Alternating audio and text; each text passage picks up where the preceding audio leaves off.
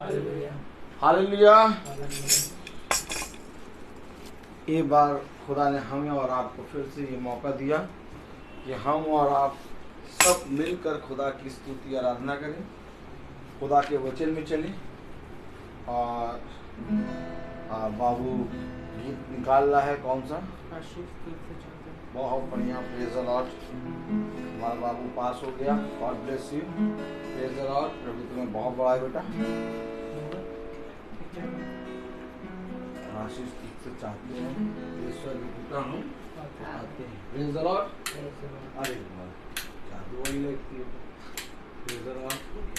ये वाली खराब हो गई, बस ठीक, praise the Lord, praise the Lord, hallelujah. तो आइए, इससे पहले कि हम प्रभु के वचन में चलें, हम उसकी स्तुति और आराधना में चलें। आइए हम प्रार्थना में चलेंगे और मेरा निवेदन है कि इस घर का कोई एक सदस्य प्रार्थना में अगुवाई करें। धन्यवाद प्रभु जी, सुंदर समय के लिए कि हम आपकी नज़दीकी में आए, आपका पवित्र नाम लें और आपको धन्य करें। प्रभु जी धन्यवाद देते हैं हम सब आशीषों के लिए जो कि आप हमें प्रतिदिन देते हैं। प्रभु जी हमें हर तरह के खौफ, खतरे, परेशानी, बीमारी और महामारी से बचा के रखते हैं। प्रभु जी इन सब बातों के लिए हम आपका धन्यवाद करते हैं। प्रभु जी धन्यवाद देते हैं हम भैया रोहित के लिए और उनके पापा के लिए। प्रभु जी कि इस भीषण गर्मी में प्रभु जी आपने उन लोगों को हमारे घर सुरक्षित पहुंचाया। प्रभु जी अब प्रभु जी वो प्रतिदिन आपके मीटिंग के लिए इधर उधर निकलते हैं, उन सबको अच्छी तरह रखा। प्रभु जी हम सब आप उन सब बातों के लिए आपका धन्यवाद करते हैं। प्रभु जी प्रार्थना करते हैं इस मीटिंग के लिए प्रभु जी, जो कि आपका नाम यहाँ लेने जा रहे हैं। प्रभु जी हम चाहते हैं कि आपकी उपस्थिति हमारे बीच में हो और जो भी वचन हम लोगों भैया के द्वारा हम लोगों को मिले प्रभु जी, वो वचन हमारे जीवनों में काम करने वाला हो और प्रभु जी दिन दुगना बढ़ने वाला हो। प्रभु जी हम उस वचन को सुने और उस पर चलें प्रभु जी, और उसकी बातों को मानकर हम अपने जीवन को आगे बढ़ाएं। प्रभु जी आपकी उपस्थिति चाहते हैं हर बात में प्रभु जी।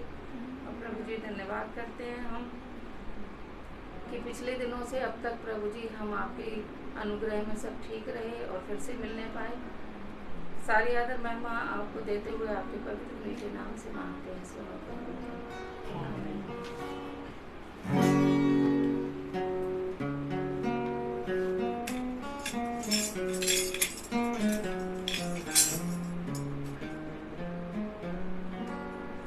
आशीष तुझसे चाहते हैं हे स्वर्ग पिता, आते हैं। आशीष तुझसे चाहते हैं हे स्वर्ग पिता, आते हैं। कोई खूबी है ना दिया बख्शो हमको अपनी ताकत, कोई खूबी है ना दिया बख्शो हमको अपनी ताकत। आज दिलों को लाते हैं, आज दिलों को लाते हैं हे स्वर्ग पिता, आते हैं। आशीष तुझसे चाहते हैं हे स्वर्ग पिता, आते हैं। हमने बहुत खताएं की हैं, निकम्मे जमाने की हैं। हमने बहुत खताएं की हैं, निकम्मे जमाने की हैं। शर्म से सर झुक जाते हैं, शर्म से सर झुक जाते हैं हे स्वर्ग पिता, आते हैं। आशीष तुझसे चाहते हैं हे स्वर्ग पिता, आते हैं। तुम हो शक्तिमान प्रभु जी,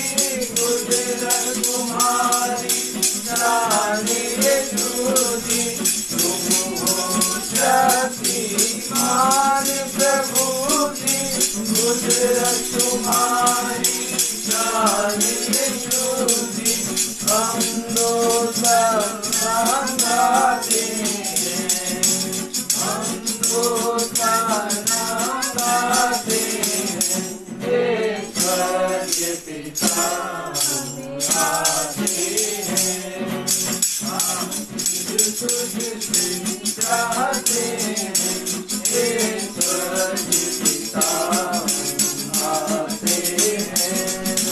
बंदे को तुम कभी न भूले, दुख सहे दुनिया में तूने। बंदे को तुम कभी न भूले, दुख सहे दुनिया में तूने। उसी प्यार को चाहते हैं, उसी प्यार को चाहते हैं, हे स्वर्गीय पिता आते हैं।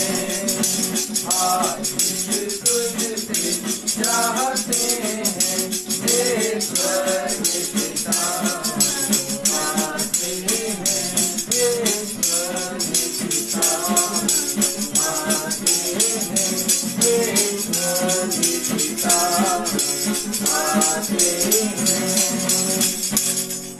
Praise the Lord. Praise the Lord. God bless you बेटा। आशीष तुझसे चाहते हैं हे स्वर्गीय पिता, हम आते हैं। Praise the Lord. Praise the Lord. एक बार फिर खुदा ने मुझे और आपको ये पवित्र समय दिया कि हम उसके वचन में बैठें, उसके वचन से सुने। यदि कोई गवाही है तो ज़रूर से ज़रूर आप दे सकते हैं, और फिर हम प्रभु के वचन में चलेंगे। Praise the Lord. Praise the Lord. Hallelujah.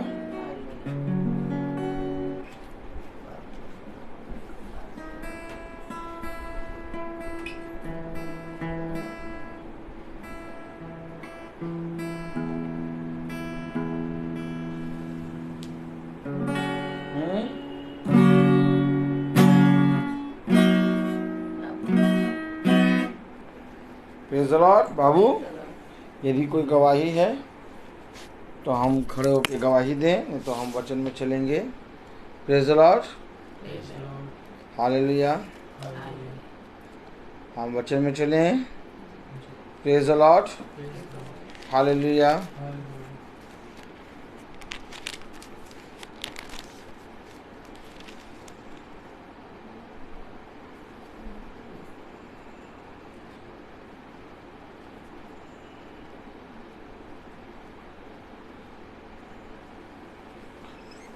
आइए हम एक कोरस गाएंगे। Praise the Lord. हालेलुया।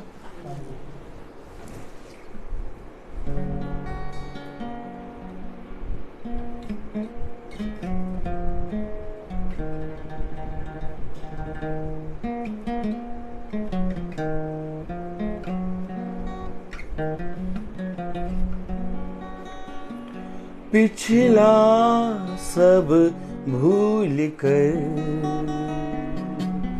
मैं आगे दौड़ा चलूं, जो मेरे लिए धन था उसको मैं त्याग दूं, कि मैं पाऊं उससे पुरस्कार।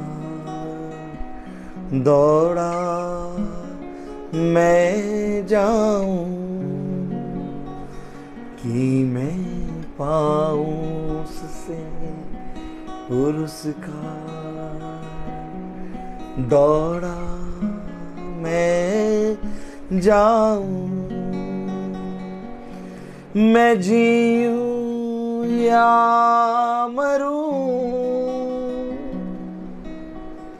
वो तेरे लिए है। तू मेरा प्रभु,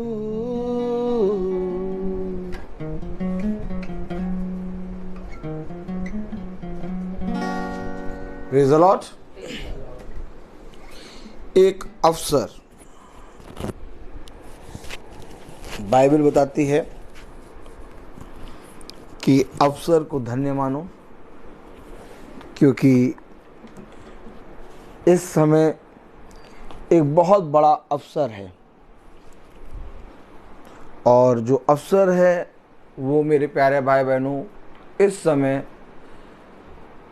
के मनुष्यों के लिए है। समझे? एक बहुत बड़ा अवसर। कैसे अवसर? कैसे? एक बहुत बड़ा अवसर है आज के युग और इस समय के मनुष्यों के लिए, क्योंकि सातों युग में ये सबसे अंतिम कलीसिया काल है, यानी 7वां युग। और ये जो युग चल रहा है ये सबसे अंतिम समय है। अब सब बटोरा जा रहा है, वाइंड अप। अब सब कुछ बटोरा जा रहा है। और इस युग के लोगों के लिए दो बातें हैं। एक बात तो वो है जो इस युग के लिए भयानक दिन रखा है, यानी बहुत ही खतरनाक, यानी सबसे ज़्यादा जो दंड है और जो सबसे ज़्यादा कहते हैं भयानक बीमारियां और भयानक चीज़ें हैं, वो इस युग के लोगों के लिए रखी।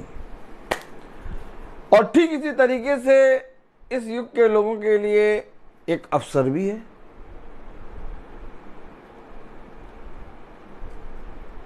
क्योंकि उसने कहा अंत के समय में मेरा वचन उंडेला जाएगा धारा के समान।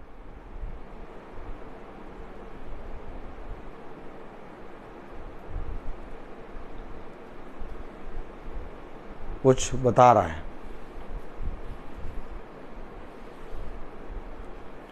समझे? कैसे कहा आपने कि इस युग के लिए एक अवसर है, जबकि इस युग में सबसे भयानक न्याय होगा और भयानक दिन है, जिसको कहा गया भयंकर, यानी भयानक दिन। तो इस युग में अवसर कैसे आ गया?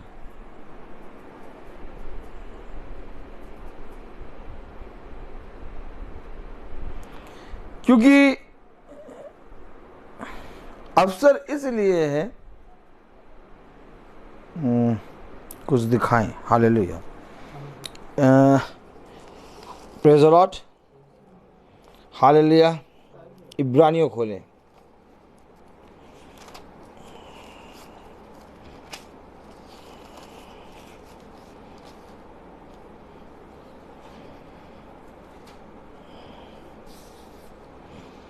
बहुत सामर्थी वचन है, हम इसे पकड़ के बैठे।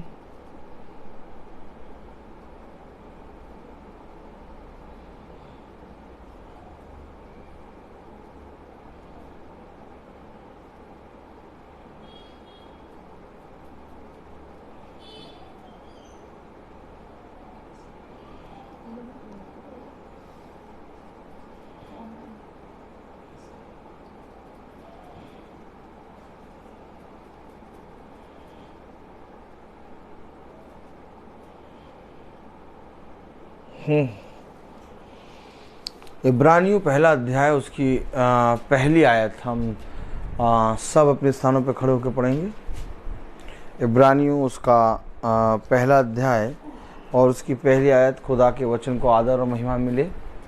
हम पढ़ें क्या लिखा है। पूर्व युग में परमेश्वर ने बाप-दादों से थोड़ा थोड़ा करके और भांति भांति से भविष्यवक्ताओं के द्वारा बातें करके खुदावन का वचन जो कि पवित्र है, इस पवित्र वचन को खुदा हम निकम्मों को समझने और उस पर चलने की सामर्थ प्रदान करे। आमीन। हम सब अपने स्थानों पर बैठें।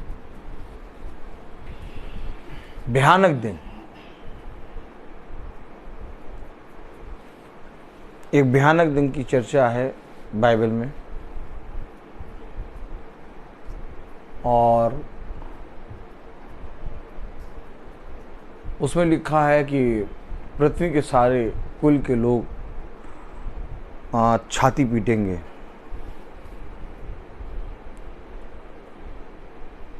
ये भयानक दिन है जब खुदा की तीसरी आमद होगी, क्योंकि पहली आमद यीशु मसीह जब आया, दूसरी आमद अभी चल रही है, प्रेज़ द लॉर्ड, और तीसरी आमद जब यीशु मसीह अपनी दुल्हन के साथ आएगा, जिसके विषय में प्रकाशित वाक्य कहता है, क्योंकि अभी लोगों को इसके विषय में नहीं मालूम है। लोग कहते हैं पहली आमद यीशु मसीह आया और दूसरी आमद यीशु मसीह आएगा,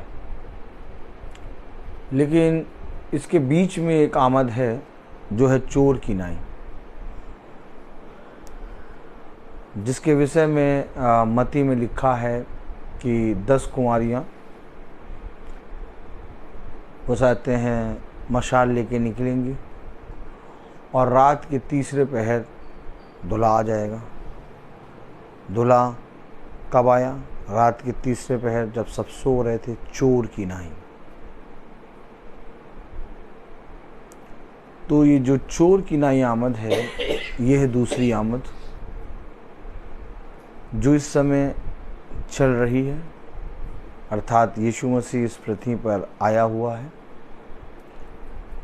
और वो अपनी दुल्हन को लेके जाएगा। अब जब तीसरी आमद होगी तो तीसरी आमद में भयानक दिन आएंगे,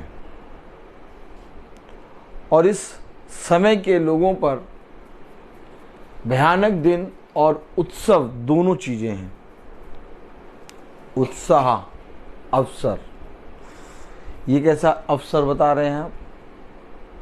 ये एक ऐसा अवसर है जिसमें खुदा ने आपको बहुत तायत से अपने वचन का प्रकाशन दिया है। अभी आपने पढ़ा पूर्व युग में, इब्रानियों 1 अध्याय 1 और उसकी पहली आयत में आपने पढ़ा, क्या पढ़ा? पढ़ें। पूर्व युग में परमेश्वर ने बाप दादों से थोड़ा थोड़ा करके और भांति भांति से भविष्यवक्ताओं के थोड़ा थोड़ा करके बात हुई। कितना कितना? थोड़ा थोड़ा भविष्यवक्ताओं के द्वारा थोड़ा थोड़ा करके बात करी। लेकिन अब इस युग में, क्योंकि ये अंतिम है, इसमें सब कुछ पूरी रीति से पूरा हो रहा है। लखनऊ महोत्सव देखा आपने? देखा लखनऊ महोत्सव? लखनऊ महोत्सव पहले दिन जाओ, दूसरे दिन जाओ, बड़ा महंगाई रहती, लेकिन अंतिम दिन जब 12 बज जाता है, अंतिम दिन में भी 12 बजेगा, और जैसे जैसे समय होता जाएगा 2 घंटे रह जाएंगे, तब तक वो उस वस्तु को जो 50,000 की थी वो 15,000 में दे देंगे। ले जाओ भैया, ले जाओ। अंतिम समय। क्यों ले जाओ? लिपट रहा है, लपेटा जा रहा है। ठीक वही काम इस समय हो रहा है। अगर थोड़ा सा सचेत हम और आप हो जाएं, तो जितना परिश्रम बाप दादाओं ने करा या भविष्यवक्ताओं ने करा, उसमें से रत्ती भर भी परिश्रम हमें और आपको करना ना पड़ेगा, और हम स्वर्गराज पहुंच जाएंगे। बस थोड़ा सा सचेत होना है। और अगर हम थोड़ा सा भी सचेत नहीं हुए तो डायरेक्ट भयानक दिन।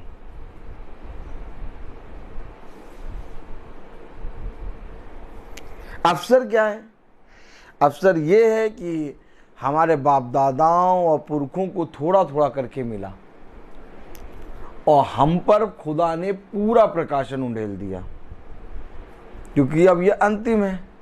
अब इस समय प्रभु पूरी रीति से अपने आत्मा को उंडेल रहा है। अब जो जना भी थोड़ा सा भी, कह रहा राई के दाने के बराबर भी, अगर तुमने विश्वास किया, ये राई के दाने के बराबर भी विश्वास करने को क्यों कह रहा है? इस युग के लोगों को, कि अगर इस युग के लोगों ने राई के दाने के बराबर भी विश्वास कर लिया, उद्धार हो जाएगा। सोचिए, राई के दाने के बराबर विश्वास। अभी आप जाइए, निकलिए, तो कितने बड़े बड़े विश्वासी लोग मिलेंगे। हम प्रभु यीशु मसीह के भक्त हैं। हम, प्रभु कह रहा है तुम बहुत बड़े भक्त हो, राई के दाने के बराबर हम चाहते हैं विश्वास। राई के दाने के बराबर अगर आज हमारा और आपका विश्वास आ गया, हमारा उद्धार हो जाएगा। लेकिन उतना भी मैं और आप विश्वास यीशु मसीह पर नहीं कर रहे हैं। तब कहता है याकूब, निकालें याकूब उसका पहला अध्याय, याकूब उसका पहला अध्याय। Praise the Lord, hallelujah. याकूब उसका पहला अध्याय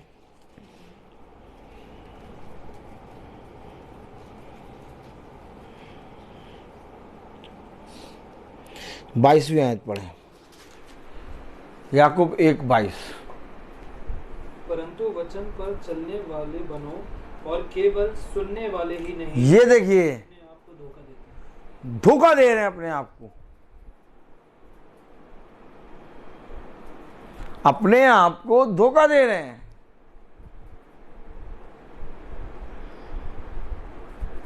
क्या करेंगे हम इस संसार में अपने जीवन में एक लंबी आयु पाके, बताइए? या क्या करेंगे हम इस संसार की सारी वस्तुओं को प्राप्त करके? या क्या मिलेगा हमें इस संसार में अपने नाम को ऊंचा करके?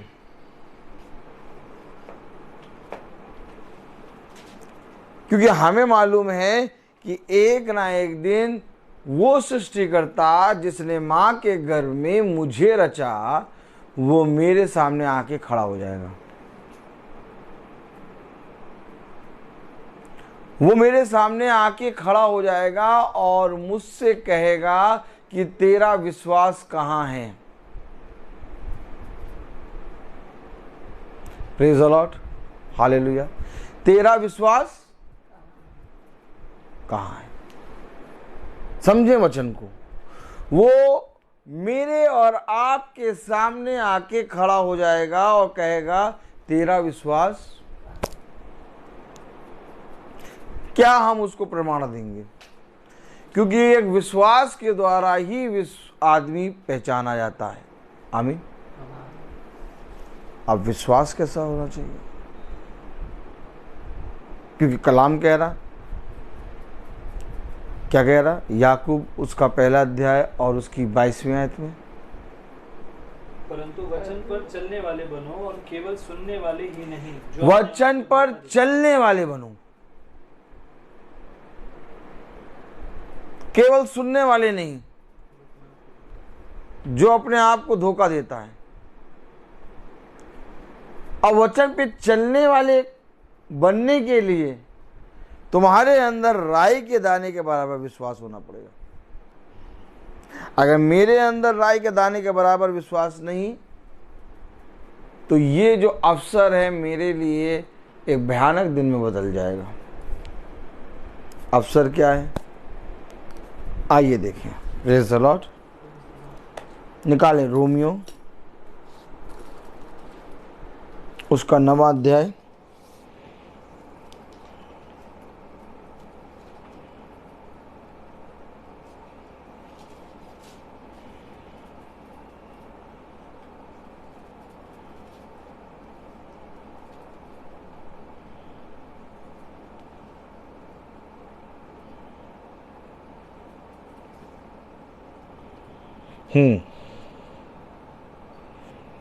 उसका 9वां अध्याय उसकी 14वीं आयत पढ़ें। तो हम क्या कहें, परमेश्वर के यहाँ अन्याय है? कदापि नहीं। क्या खुदा के यहाँ अन्याय है? हम क्या कहें? कह रहा हम क्या कहें, लिखा है इसलिए हम क्या कहें, क्या खुदा के यहाँ अन्याय है? कदापि नहीं। किस चीज के विषय में कह रहा? किस चीज के विषय में कह रहा? क्या खुदा के यहाँ अन्याय है?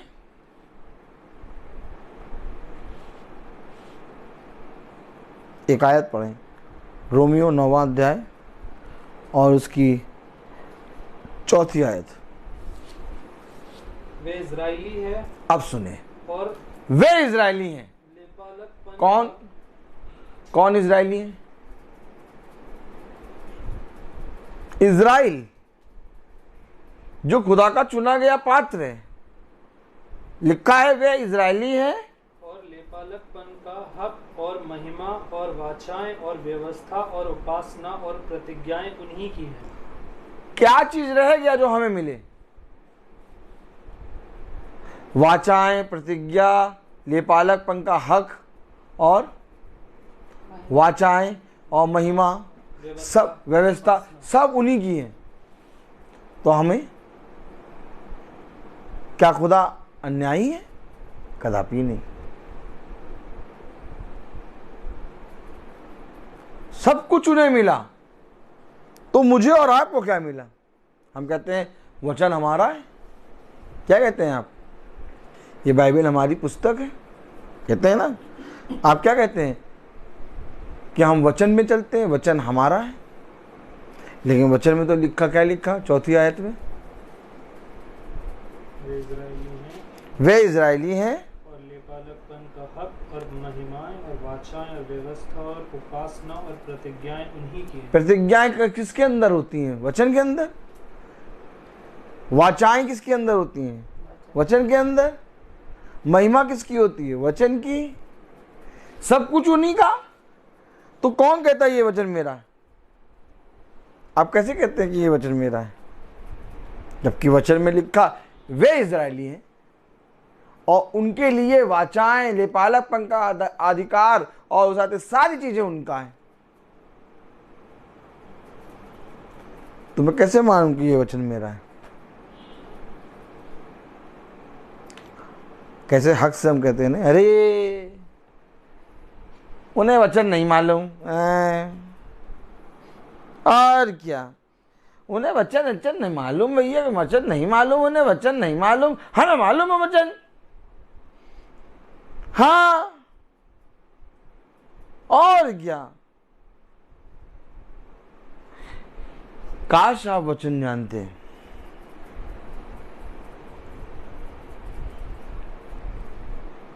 निर्बलों को बलवंत करो और प्रभु के वचन से लोगों के विश्वास को जीत लो।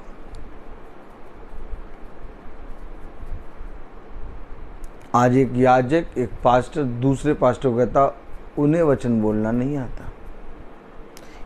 ऐसा नहीं कि उसकी उससे दुश्मनी है, बस केवल इसलिए बोलते हैं कि हम मनुष्य की दृष्टि में ऊंचे हो जाए। कहाँ पहुंच गए आप? उनसे पूछने लगे उन्हें को वचन नहीं मालूम। हम आपको बताएंगे वचन। एक बार उनसे कहो भैया वचन तो हमारा है ही नहीं, तो तुम कैसे बताओगे? जो तुम्हारा हो तो तुम बताओ। अब ऐसे कि नहीं मानते हैं कि नहीं? अब ये मेरा कवर है,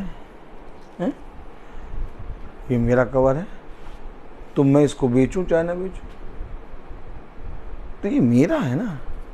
अब जो मेरा है ही नहीं, तो मैं उसके विषय में कैसे कह सकता हूं कि उसको मालूम, उसको नहीं मालूम। आज वचन हमें क्या बताना चाह रहा है? उधर खुला हुआ है। मास्टर साहब आए हैं। अच्छा, प्रभु बहन को सामर्थ्य दे। Praise the Lord. हमें और आपको समझना होगा वचन। अब वचन मेरा है ही नहीं। आप कैसी बात कर रहे हैं वचन आपका नहीं है? हम लोग कितना वचन मानते हैं, कितनी कैंडल जला डाली है, क्यों कितनी कैंडल जला डाली है, कितने किलो ना जाने केक बनवा दिया होगा, और आप कह रहे वचन हमारा ही नहीं। हद कर देते हैं आप। क्या कर देते हैं? देखिए वचन पढ़िए, रोमियो उसका 9वां अध्याय और उसकी 4थी आयत। वे इजरायली है और लेपालकपन का वे हक, इजरायली हैं और लेपालकपन का हक, और लेपालकपन का हक, और महिमा और महिमा, और वाचाएं, और व्यवस्था, और उपासना और प्रतिज्ञाएं उन्हीं की हैं। बालक की रोटी कुत्तों के सामने नहीं डाली जाती। किसने कहा? यीशु मसीह ने। क्यों? क्योंकि यीशु मसीह आया इजरायलियों के लिए और सब कुछ उनका, और हम कौन? पिल्ले, कुत्ते, बिल्ली मेज के किनारे। हमेशा याद रखना, क्योंकि हम और आप अन्य जाति हैं। जब हम अपने आप को जानेंगे तब हम उस अवसर पे पहुंच पाएंगे। जब तक हम अपने आप को नहीं जान पाएंगे तब तक हम उस अवसर तक नहीं पहुंच पाएंगे जो अवसर हमारे लिए है। क्यों आखिर खुदा ने कहा कि बच्चों की रोटी कुत्तों के सामने नहीं डाली जाती? सब कुछ उनका था, इजरायलियों का। क्यों खुदा ने कहा ये मेरी प्रजा है? क्यों खुदा ने कहा जिस दिन आकाश और उसाते हैं सूरज और चांद अपनी रोशनी छोड़ देंगे, उसी दिन मैं इजराइल का इनकार करूंगा, और कभी छोड़ नहीं सकती। क्यों खुदा ने कहा जिस दिन दिन के समय में रात और रात के समय में दिन होने लगे तभी मैं इजराइल को छोड़ूंगा? नहीं छोड़ सकता। हम आप हैं कौन? वचन में मेरा स्थान है क्या? जिस एलिसा को आप कहते हैं एलिसा, जिस एलिसा को कहते हैं आप कि एलिसा के अंदर, एलिया के अंदर जो आत्मा थी उसकी 2 गुनी आत्मा एलिसा को मिली। कौन था ये एलिसा? ये एलिसा एलिया का हाथ धुलाया करता था। वचन को समझे, फिर से समझे। मैं कहां पर हूं, और तब जब मैं जहां पर हूं वो बात देख पाऊं, तब मैं अपने लिए एक अवसर देखूंगा कि मेरे लिए ये अवसर है कि मैं अपने पिता के प्रति बढ़ जाऊं। कह रहा चलने वाले बनो, सुनने वाले नहीं। चलोगे कब? कब चलोगे? जब मैं अपने अंदर को देखूंगा, अपने आप को देखूंगा मैं कहां पड़ा हूं। जब मैं अपने आप को एकदम डाउन देखूंगा, एकदम मिट्टी के किनके से भी नीचे, तब मैं उठने और चलने की कोशिश करूंगा, लाओ मैं कुछ करूं। लेकिन अगर मैं कहूंगा नहीं मैं कुछ हूं, मैं बहुत अच्छा हूं, मैं बहुत सही हूं, तो मैं कभी भी अवसर को अवसर ना समझूंगा। अवसर मेरे लिए तब है जब मैं अपनी स्थिति देखूं मैं कहां हूं। ये वचन मेरा नहीं है। कहां हैं आप? यीशु मसीह इजरायलियों के लिए आया आज से 2000 साल पहले।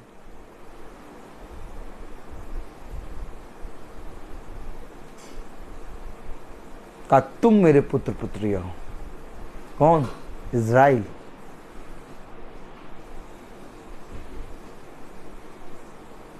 इजराइल उसका वंश है। उसने कहा मैं अब्राहम, इसहाक और याकूब का खुदा हूं। देख लो वंश।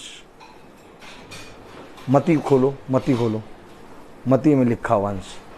मती उसका पहला अध्याय और उसकी पहली आयत पढ़ो, तब पता चलेगा वंश। इब्राहिम की संतान, दाऊद की संतान, ये यीशु मसीह की वंशावली। ये वंशावली क्यों चली आ रही है? कहीं हम इसमें नजर आ रहे हैं? हम कहते हैं हम ईसाई हैं, हम कहते हैं हम सेनाई, हम कहते हैं हम कैथलिक, हम कहते हैं मेथोडिस्ट, एबीसी वाला कह रहा ये, सीएनआई वाला कह रहा ये, मेथोडिस्ट वाला कह रहा अरे वहाँ वचन नहीं होता, हमारे यहाँ होगा। वो कह रहा अरे वहाँ नहीं होता, हमारे यहाँ होगा। अरे वो कह रहा हमारे यहाँ, उसके यहाँ नहीं होता, वहाँ नहीं होता, चलो हटो, हमारे यहाँ होता। सब दुकानें सजी हुई हैं, ताली बजाओ। दुकानें, कौन सी दुकान? मंगल बाजार। हाँ, मैं आपको सच कह रहा हूं, और हम इस मंगल बाजार में फंस गए। मैं आपको हकीकत में बताऊंगा, सच बताऊंगा, मुझे कोई मतलब, मैं चौड़े से प्रचार करता हूँ, क्योंकि मैं किसी के नीचे नहीं केवल खुदा के नीचे। एक बार एक संस्था आई और मुझसे कहने लगी,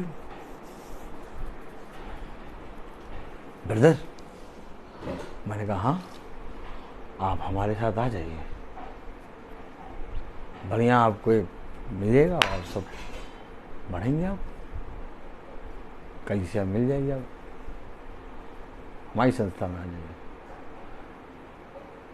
बढ़िया बहुत बढ़िया प्रचार करते हैं आप, कहाँ से सीखा? हमने कहा भैया हम जैसे हैं हमको वैसे रहने दो, तोल मोल, बोलो तोल मोल के बोल। बहुत आनंद आता है, बहुत आनंद। आप देख रहे हैं एक वंशावली चलती आ रही है, और यीशु मसीह यहूदा के गोत्र से, तो मेरा आपका इसमें कोई नाता है नहीं, रिश्ता है नहीं।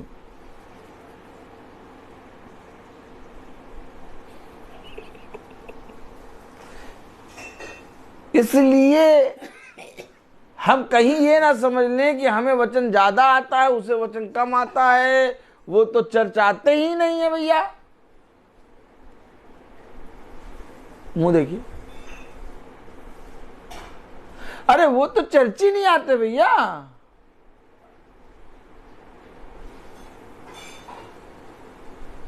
कितने संडों से हमने नहीं देखा।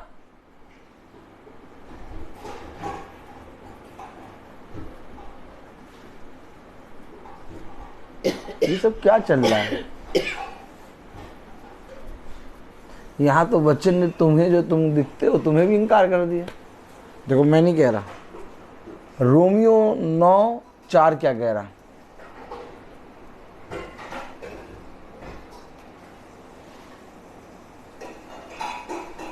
वे इजरायली हैं और लेपालक उनका हक और महिमा और बादशाहें और नहीं, वे केवल क्रिसमस वाले दिन आते हैं।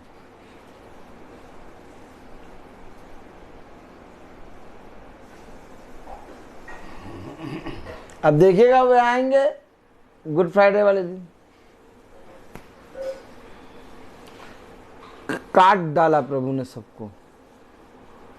लाख कहते रहो तुम, लाख जितना कहो कि मुझे वचन मालूम, लाख जितना कहो कि मैं हर संडे चर्च जाता हूँ, लाख कह दो कि मैं बहुत खुल के वर्शिप करता हूँ, लाख कह दो मैं खुदा के वचन में सबसे आगे हूँ, प्रभु ने काट दिया सबको।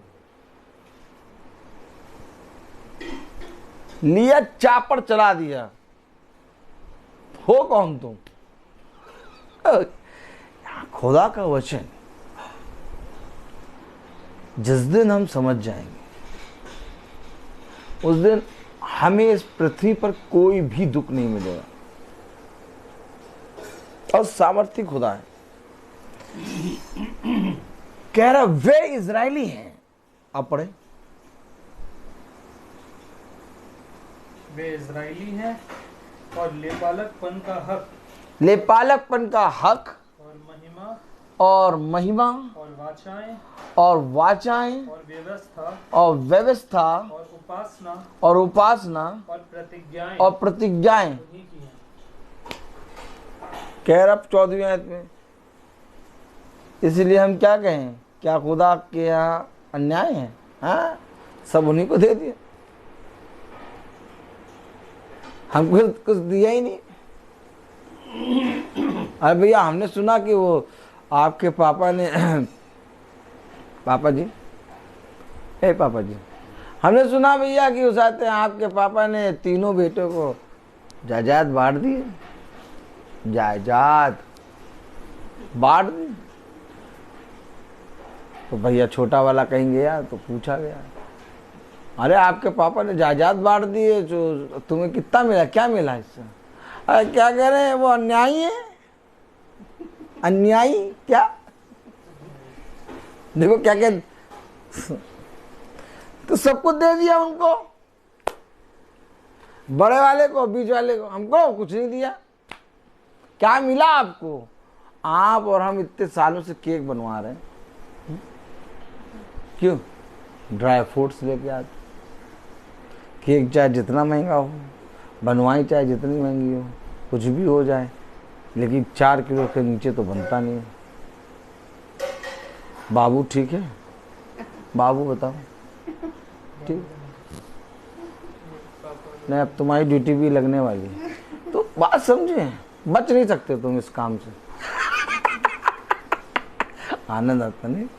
लोग कहते हैं तुम्हें वचन बोलना नहीं आता, हम कहते हैं हमें वचन बोलना नहीं आता। Praise the Lord. तो कलाम में क्या लिखा, पढ़िए। रोमियो 9:14। इसलिए क्या, इसलिए हम क्या कहें, क्या खुदा के यहाँ अन्याय है? सब कुछ बांट दिया भैया इजराइलियों को, हमें और आपको क्या मिला? बात यहां ये आती है, मैं अपने पिता के वचन को सुबह सबसे उठ के पहले क्यों पढूं? रीजन बताओ। मैं क्यों अपने पिता के सारे वचनों का दिन भर बखान करता रहूं? रीजन बताओ। ऐसी क्या चीज पिता ने मेरे साथ करी कि मैं अपने पिता के वचन का बखान करता रहूं और लोगों के सामने अपने पिता को आदर और महिमा दूं? क्या ऐसा है? जब हम इन बातों को जानेंगे ना कि जिसको हम अपना कह रहे हैं वो हमारा है नहीं, नहीं है हमारा, ये बात समझनी पड़ेगी। क्योंकि जिस समय हम ये जानेंगे कि वचन और आज्ञाएं, व्यवस्था, वाचाएं यीशु मसीह इज़राइल का है, तब हम तड़पना शुरू करेंगे, मेरे लिए क्या? तब वो जिसने इज़राइल को सब कुछ दिया मेरी ओर दृष्टि करेगा, तब वो मुझे वो बातें बताएगा जो मेरे लिए है। मैं इज़राइल में से नहीं खाऊंगा, मैं अपने पिता में से खाऊंगा, और जब मैं पिता से खाऊंगा तब मैं बनूंगा आत्मिक इज़राइल।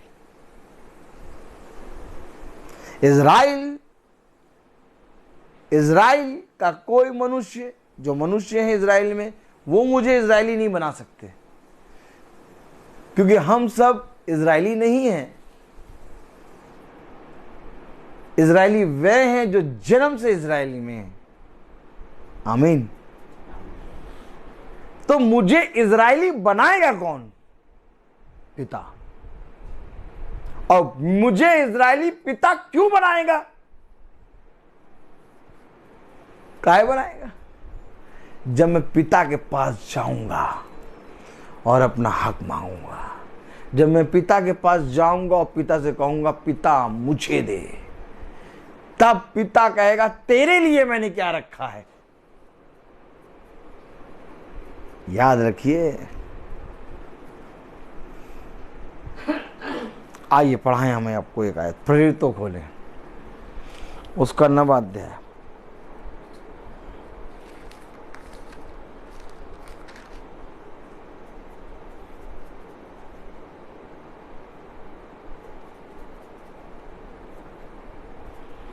प्रेरितों 9 और उसकी 15वीं आयत पढ़ें। परंतु प्रभु ने उससे कहा, फिर समझें, फिर समझें, ये वचन मेरा नहीं है, इसलिए आज ईसाई वचन का इनकार कर रहा है। लेकिन जिस किसी के अंदर अपने पिता को जानने की इच्छा होगी, पिता उस पर अपने आप को प्रकट करेगा।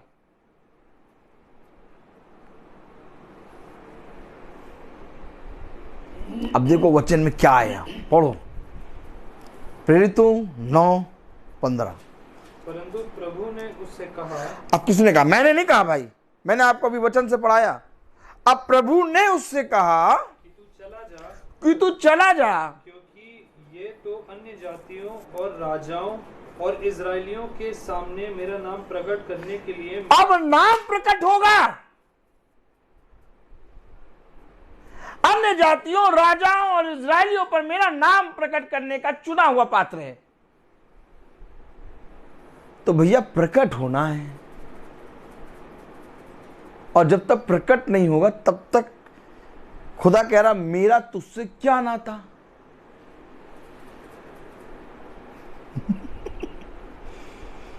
कहना ना बहुत तेरे लोग आएंगे,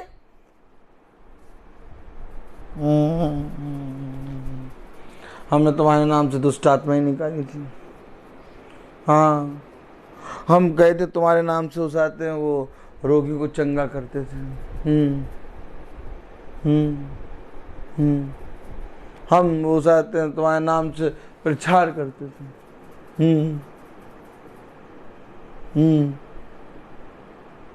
हेलो, वचन में लिखा, पिता खुल कर कह देगा,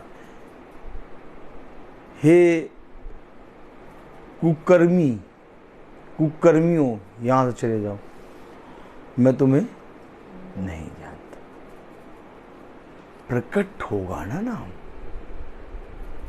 प्रकट। यीशु मसीह के नाम से, उसके वचन पे से तुम बहुत से काम कर सकते हो। आप देखते होंगे बहुत तेरे लोग दुष्ट आत्माएं निकालते हैं। आप देखते होंगे बहुत तेरे लोग ऐसे हैं जो प्रार्थना करते हैं, रोगी चंगे हो जाते हैं। लेकिन आप जब उनके जीवनों को देखते हैं, बहुत ध्यान से सुनिएगा, तो आप एक तरफ तो देखते हैं कि वो दुष्ट आत्माएं निकाल रहे हैं, एक तरफ देखते हैं वो वचन का प्रचार कर रहे हैं, एक तरफ देखते हैं वो रोगी को चंगा कर रहे हैं। लेकिन जब आप उनके अंदर जाके उनके जीवन को देखते हैं तो उनके जीवन में यीशु मसीह नहीं मिल रहा था।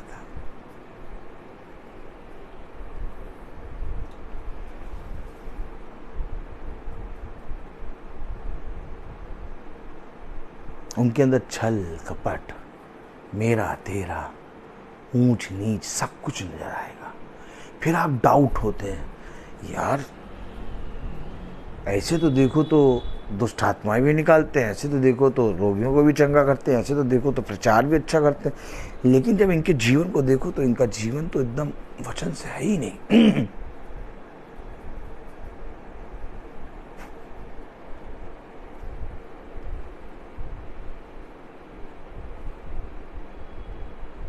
पृथ्वी पर तुमको मैंने अपनी आशीष दी है, लेकिन अपना लेपालकपन का अधिकार तुम्हें नहीं दिया, गोद लेने का।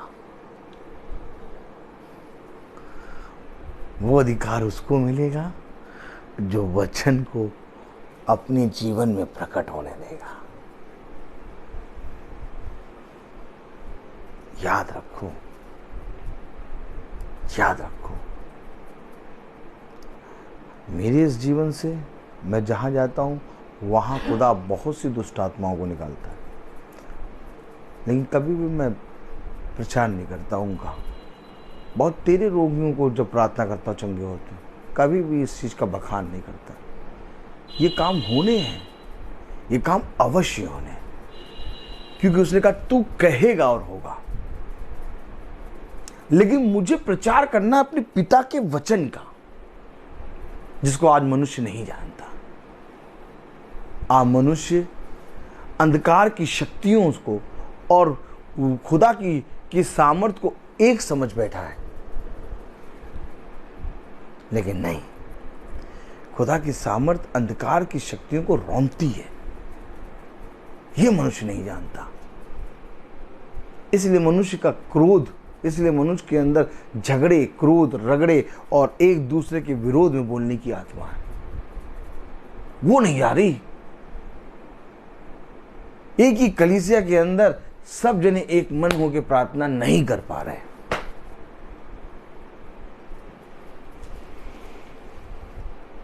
एक कलीसिया दूसरी कलीसिया के बारे में इससे पहले बोले, कलीसिया के अपने ही अंदर लोगों के अंदर फूट है। कैसे आप इस पवित्र वचन के सामने खड़े हो पाएंगे? ये कैसे है, क्यों है आखिर? या तो प्रभु के वचन में सामर्थ नहीं है, या तो याजक बहरूपिया है। और ऐसा है नहीं कि प्रभु के वचन में सामर्थ नहीं है। प्रभु के वचन में सामर्थ है। प्रभु के वचन में वो सामर्थ है कि वो सबके मनों को एक कर देता है। जब उस समय 120 के पिंतेकुस्त के दिन में 120 के लोगों को मनों को एक कर दिया खुदा ने। जब पतरस उस आते सामर्थ्य से निकला तो 3000 को प्रचार किया और 3000 लोगों ने बपतिस्मा लिया। जब 3000 लोगों का मन एक हो गया तो आज कलीसिया में 100-150 लोग अलग अलग भांति भांति की बातें क्यों बोल रहे हैं? क्यों ऐसा बातें हो रही हैं? क्योंकि हम कहीं ना कहीं अपने आप को नहीं समझ पाए हम कहाँ हैं। वचन मेरा और आपका नहीं है, वचन इजराइलियों का है। और मुझे और आप पर एक शब्द दे रहा हूं मैं आपको,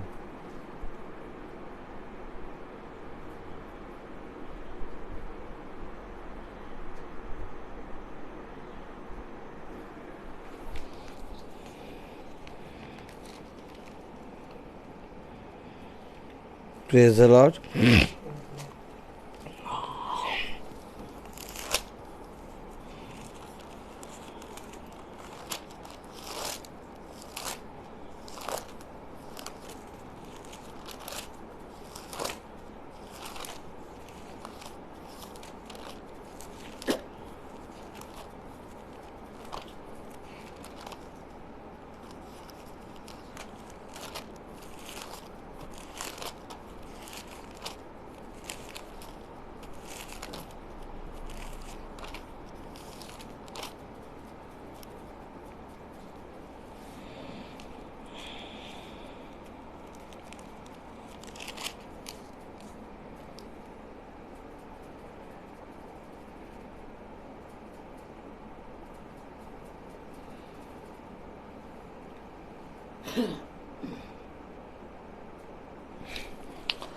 मत्ती उसका 27वां अध्याय और उसकी 25वीं आयत पढ़ें।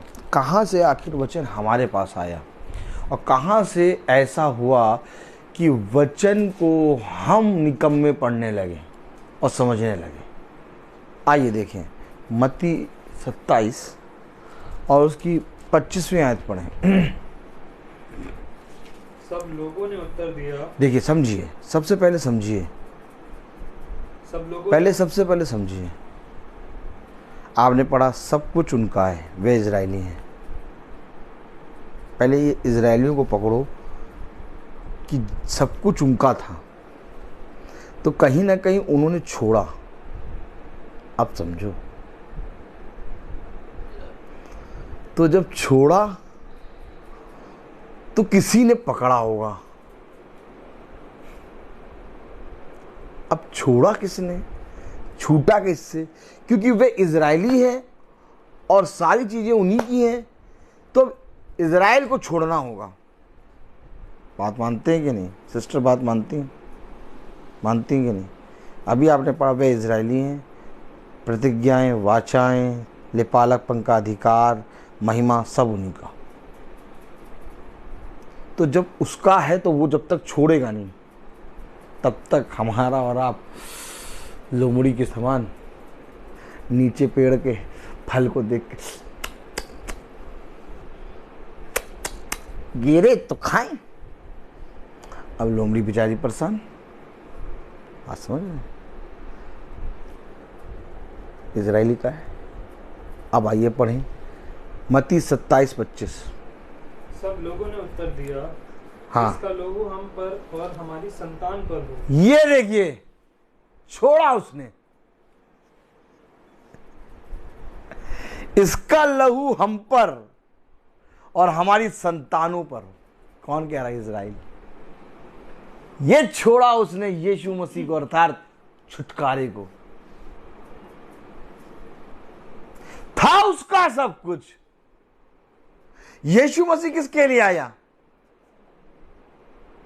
और उसने उसका इनकार किया। तब यीशु मसीह के वचन में लिखा, वो अपने घर आया और उसके लोगों ने ही उसे उसका इनकार किया। हेलो। मैं कैसे कह दूं कि मैं वचन बहुत जानता हूं, या मैं कैसे कह दूं कि उन्हें वचन नहीं आता? अरे मैं भी उसी कैटेगरी का हूं यार। आपको मालूम, वचन हमें एक बात बताता है, याजक की तरफ देखो, जिस पर दया हुई उसे चाहिए, बोले, कि जैसे उस पर दया हुई है वैसे ही वो भी दया करे। अब मुझ पर दया हुई कि मुझे वचन मालूम हुआ कि दया है।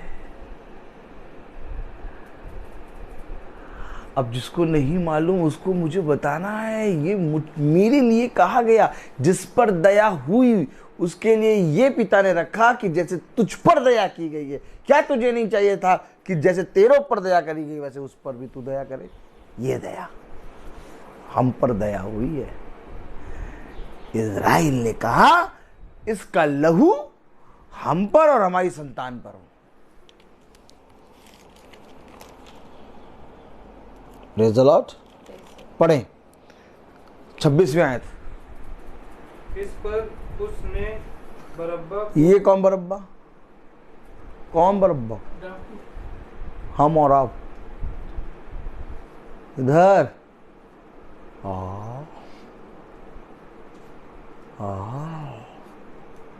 हम और आप हैं। ये एक तस्वीर है। ये एक तस्वीर है बरअब्बा। हम और आप बरअब्बा हैं, जो डाकू। हम और आप के अंदर हल्का सा भी इतना सामर्थ्य नहीं कि जीवित खुदा को जान जाए। दया किस पे हुई? यीशु मसीह ने किसकी मृत्यु को अपने ऊपर लिया? पहले बताओ बेटा, बताओ अभी। यीशु मसीह ने किसकी मृत्यु को अपने ऊपर लिया? बरअब्बा। और हम कहते हैं हमारी मृत्यु को प्रभु ने अपने ऊपर लिया। हम कौन? ये हैं हम। अब बरअब्बा बोल नहीं सकता, जब भी बोलो तो याद कर लो बरअब्बा हूं। यही, हाँ, तुम्हें वचन बोलना नहीं आता। हाँ, तुम ठीक कहते हो, हमें वचन बोलना नहीं आता, क्योंकि हम बरअब्बा हैं, हम पर दया की गई है। आपने एक वर्ड सुना होगा, अनुग्रह, मुझ पर और आप पर हुआ। उसकी अनुग्रह की दृष्टि मुझ पर और आप पर है।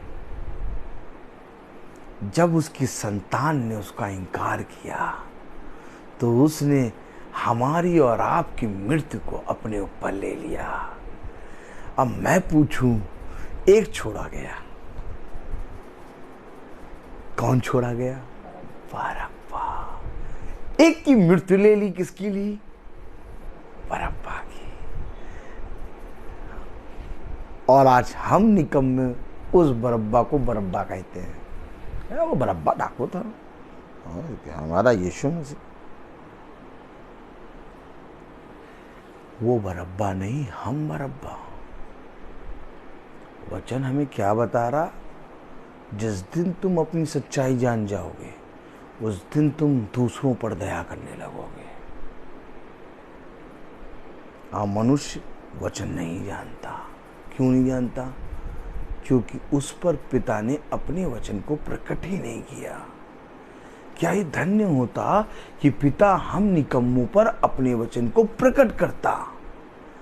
क्यों एक बहुत बड़ा अवसर है, एक बहुत बड़ा अवसर हमारे और आपके लिए कि उसने मेरी मृत्यु को अपने ऊपर ले लिया। और अगर मेरी मृत्यु को अपने ऊपर लिया तो मैं अपने जीवन को व्यर्थ ना जाने दूं, क्योंकि वो इस बात का लेखा लेगा कि मैंने तेरे लिए अपने प्राणों को दिया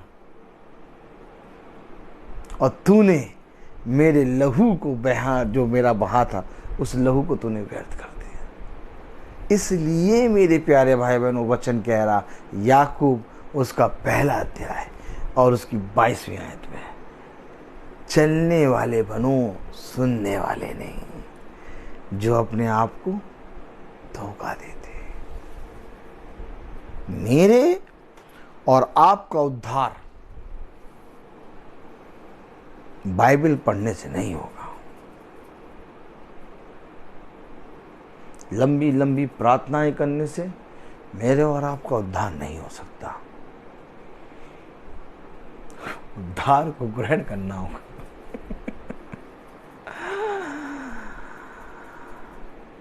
पढ़िए याकूब उसका पहला अध्याय और उसकी 21वीं आयत पढ़े।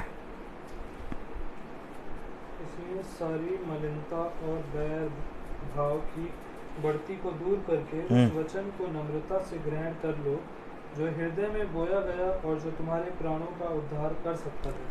मैं कह तो रहा हूं, ग्रहण करना पड़ेगा उद्धार को। क्या कह रहा? उस वचन को ग्रहण करो जो तुम्हारे लिए नम्रता और उद्धार कर सकता है। कोई ग्रहण कर रहा है?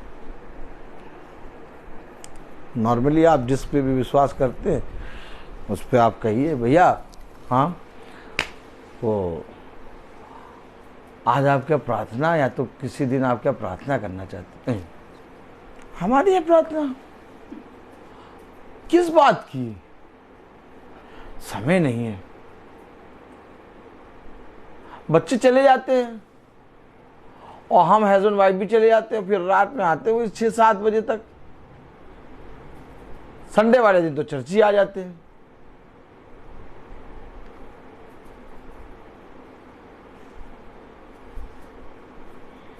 भैया हाँ किसी दिन प्लान बनाइए तो वो वहाँ चला जाए, लुलु मॉल। हाँ हाँ बताओ बताओ बताओ। अभी तो अभी उस आते हैं, एक छुट्टी पड़ रही है, उसमें चलें। देखिए देखिए देखिए, देखा आपने? देखा आपने? आपने देखा? बाइबल पढ़ते हैं? हाँ भाई बाइबल तो पढ़ते हैं नहा धो के।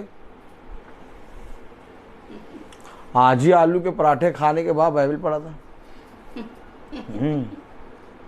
बाइबल हम पढ़ते हैं। प्रार्थना, हाँ प्रार्थना तो सबसे पहले हम नहा धो के फिर प्रार्थना करते हैं और फिर नाश्ता करने के बाद बाइबल पढ़ते हैं। अच्छा, मैं ये कह रहा था कि उद्धार को ग्रहण कर लेते हैं।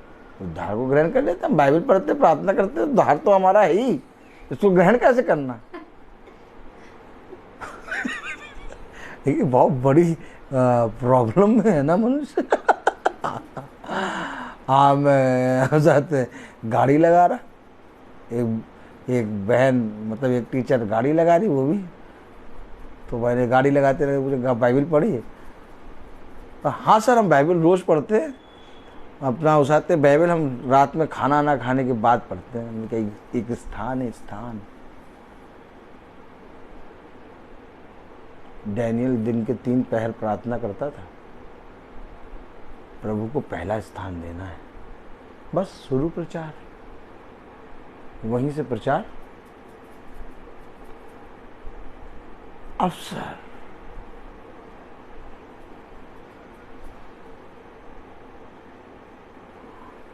मनुष्य अनजाने में ख्वाबों ख्यालों में जी रहा है। सच्चाई मिलाना है उसको सत्य में, और सत्य क्या है कि तेरी इच्छा मुझ पर पूरी हो। ये सत्य है, ये सत्य है, इसको छोड़ और कोई सत्य नहीं। तेरी इच्छा मुझ पर पूरी हो, और जब तक इच्छा पूरी नहीं होगी सत्य। आपको शायद मालूम नहीं, वो फरीसी, वो यहूदी, वो शास्त्री दिन भर में कई बार व्यवस्था की बातें पढ़ते थे और व्यवस्था की बातों से इजरायलियों को समझाते थे और अपने वस्त्र का घेरा बढ़ाते थे और अपने बर्तनों को मांजते थे और बाजारों में जाकर फिर वापस जब आते तो स्नान किए बिना कुछ खाते नहीं थे। बहुत कट्टर थे वो यहूदी, लेकिन वह यीशु मसीह को पहचान नहीं पाए। मैं आपसे पूछूं, क्या वो वचन नहीं पढ़ते थे? पढ़ते थे। मैं आपसे पूछूं, क्या वो प्रार्थना ही नहीं करते थे?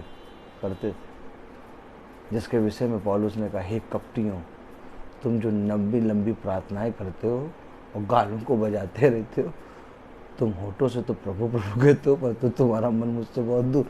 देखो, समझो, वो प्रार्थना करते थे, वो बाइबल पढ़ते थे, लेकिन इसके बाद भी यीशु मसीह को नहीं पहचान पाए। क्यों? क्योंकि उन्होंने अपने उद्धार को ग्रहण नहीं किया था। अगर उन लोग अपने उद्धार को ग्रहण कर लेते, यीशु मसीह को पहचान जाते। उद्धार क्या है? आपका तब तक उद्धार नहीं हो सकता जब तक आप अपने आप को किस पोजीशन में हैं ये ना जान पाए। सबसे पहले मूसा को खुदा ने बताया, मूसा, जहां तू खड़ा है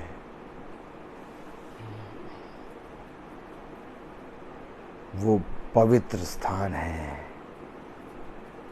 जूतियां उतार। मूसा को नहीं मालूम था वो कहाँ खड़ा है। ठीक इसी तरीके से हमें और आपको नहीं मालूम हम कहाँ पर गिरे हुए हैं, और जब तक नहीं मालूम होगा तब तक हम अपने पिता से उद्धार नहीं प्राप्त कर सकते। जिस दिन मालूम चल गया कि हम कहाँ हैं, उस दिन हम अपने पिता से उद्धार मांगेंगे, ग्रहण करने के लिए दौड़ेंगे, क्योंकि उसने कहा जो प्यासा है वो तृप्त किया जाएगा, जो भूखा है वो तृप्त किया जाएगा। हे प्यास, हे उसाते हैं प्यासे लोगों, मेरे पास आओ, मैं तुम्हें जीवन का जल दूंगा। जो कोई प्यासा है वो मेरे पास आए, मैं उसे उस सोते से पिलाऊंगा, फिर वो कभी प्यासा ना होगा। समझे वचन को? मेरा जीवन इसलिए नहीं कि मैं लोगों पर वचन का थौप रखूं, बल्कि मेरा जीवन इसलिए कि मुझ पर जैसे दया हुई वैसे तुम पर भी दया हो। ये है यीशु मसीह का वचन, जिसे मुझे और आपको सेत में ग्रहण करना है। मैं बोलता बहुत हूं, हर चीज का एक समय होता है। तो आइए हम प्रार्थना में चलेंगे, हम अपनी आंखों को बंद करेंगे। भैया जी पेपर होने वाले हैं 2 तारीख से, प्रार्थना करते हैं खुदा बाप ने बुद्धि ज्ञान से परिपूर्ण कर दे। धन्यवाद, धन्यवाद प्यारे खुदावन, आज के दिन इस समय के लिए हम आपको धन्यवाद देते हैं। धन्यवाद देते हैं कि बाबू को आपने अच्छे नंबरों से पास कराया। वैसे ही जैसे बाबू को अब पेपर फिर से होने वाला है 2 तारीख से प्यार प्रभु, तो प्यार प्रभु होने पाए कि जिस रीति से ये इस सेमेस्टर में पास हुआ, वैसे ही आने वाले सेमेस्टर में भी खूब अच्छे नंबरों से पास हो, और इसका विश्वास तुझे एकमात्र जिंदा खुदावन यीशु मसीह पे बढ़ने पाए। खुदा इसे समझ और बुद्धि दीजिए, और इनकी मम्मी, इनके पिता और इनके भाई पर भी अपना अनुग्रह भरा हाथ रखिए, ताकि ये घराना सदा इस पृथ्वी पर तेरा भय मानकर चलने पाए। हाँ मेरे प्यारे खुदावन, इस घर पर अपनी दया दृष्टि बनाए रखिए। इनके वाहनों पे भी अपने लहू का बाड़ा बांधिए, कि जो कोई चलाए, जो कोई बैठे, उसकी रक्षा हो। आपकी दया दृष्टि सदा इनके ऊपर बनी रहे। प्रार्थना में मांगते हैं प्यारे खुदावन कि भाई डैनियल की जो नसरें हैं प्यारे प्रभु, जो पैर का दर्द है, वो पूरी रीति से हील होने पाए, ताकि वो जल्द से जल्द तेरी प्रार्थनाओं में चलने पाएँ। और मैं विश्वास करता हूँ कि वो जल्द से जल्द तेरी प्रार्थनाओं में चलने लगे हैं, क्योंकि आपका वचन कहता है इससे पहले मांगो, ये विश्वास करो कि जो तुमने मांगा वो हो गया। मैं विश्वास करता हूँ प्यारे प्रभु कि जो कुछ मैं प्रार्थना में मांगता हूँ वो तो पूरी रीति से कर देता है। प्रार्थना में मांगते हैं जितने भाई बहन यूट्यूब और फेसबुक में देखते हैं तेरे वचन को, उन सब पर भी तेरी दया दृष्टि बनी रहे। हर एक जना प्यारे प्रभु तेरे वचन के सामने दीन बने और हर एक जना प्यारे प्रभु तेरे विश्वास में बढ़ने पाए। सब बातों में आप बढ़े, हम घटें। इस प्रार्थना को हम आपके प्यारे नाम पवित्र नाम यीशु मसीह के नाम से मांगते हैं, इसको सुनिए ग्रहण कीजिए, आमीन। हे हमारे पिता जो स्वर्ग में है, तेरा नाम पवित्र माना जाए, तेरा राज्य आए, तेरी इच्छा जैसे स्वर्ग में है जैसे इस पृथ्वी पर पूरी हो।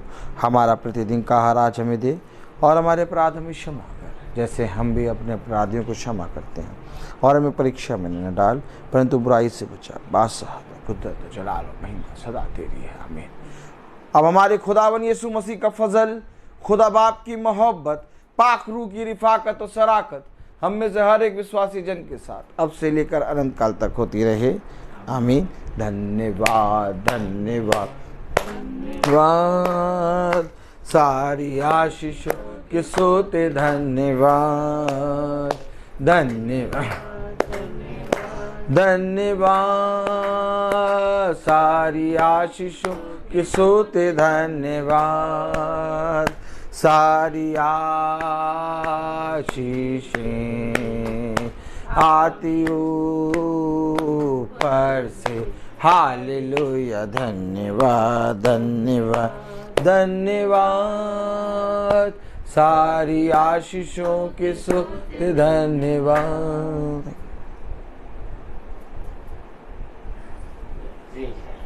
Praise the Lord, praise the Lord बेटा, प्रेज द लॉर्ड बेटा, praise the Lord sister, praise the Lord brother, God bless you.